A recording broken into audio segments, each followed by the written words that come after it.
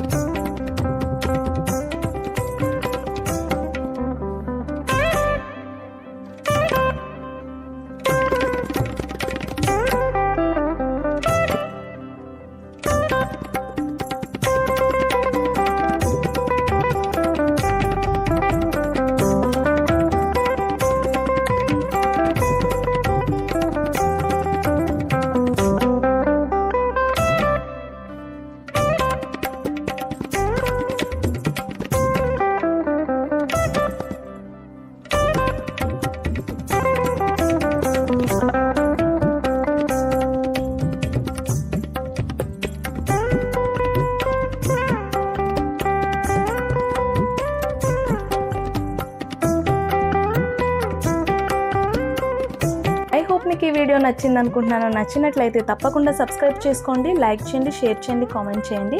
మరొక వీడియోతో మళ్ళీ మీ ముందుకు వచ్చేస్తాను. అంతవరకు నమస్తే.